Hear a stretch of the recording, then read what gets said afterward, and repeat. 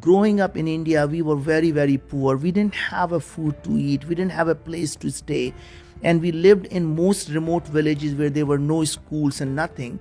And despite all of that, my sister went on to become a postdoctorate in applied mathematics. My brother has a PhD in statistics and computer science. And I did my engineering and MBA, came to the United States about 35 years ago with $5 in my pocket and just a dream. An amazing thing happened. The God has been so kind to us. Any which way you look at it, God has given us everything we could have possibly asked for.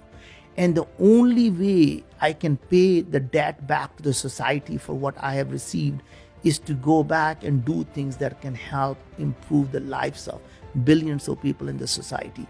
I know the people who helped me don't need my help. And the only way to pay back is to pay forward. And I hope that by the time I die, I would have paid my debt back to the society. If you are unhappy with yourself, if you don't love yourself, and you are unhappy with yourself, it doesn't matter. You could be in paradise and you bring that unhappiness with you. And if you are in love with yourself, and when I say love with yourself, I just want to make sure I'm not talking about being self-conceited. What I mean, right, you're not looking for approval from someone else because you're comfortable who you are. You're not looking for someone to approve of who you are. And then if you are happy inside, you could be sitting in a dark corner and you are happy because you don't need someone to make you happy. Mm-hmm. Happiness is a choice, and people can make that choice every single day. Even if you are very, very rich, you can find a reason to be unhappy. I'm only flying in a Gulfstream 5. My life sucks. Look at Larry Page. He's got 747 converted. Look at Bill Gates and he's flying in this big plane. My life just sucks. Or you can say, oh my God, I woke up from the bed and my joints don't ache. How lucky I am. I turn around and say, wow, look at the women next to me. I am just so lucky, right? Every day you can find reasons for you to be happy. The happiness is when you are comfortable with who you are. And the minute you start to prove to someone else, then you are never successful and never happy. And that's the reason why I believe the only way to measure you're successful or not, the day you become humble is the day you become successful.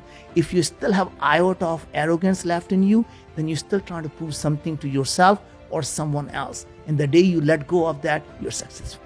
I love that, man. That's beautiful. That was one of my quotes I had down in my notes because when I read that, that touched me so much because I so much believe that the desire to always be a learner, desire to always be a student, and to recognize what you keep saying, the words intellectual curiosity. Yeah.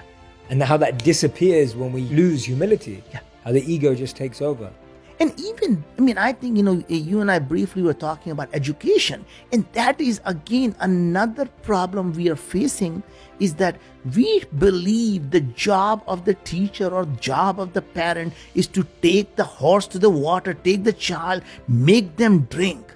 And I think that is the fundamental problem. We are not creating the thirst. Because if you can make someone thirsty, you never have to take them to water or make them drink. They will find their own water and they will drink all their life. And that is what I call intellectual curiosity. Give them a chance to think, what if everything they want is possible? What if the world can be created exactly what they want?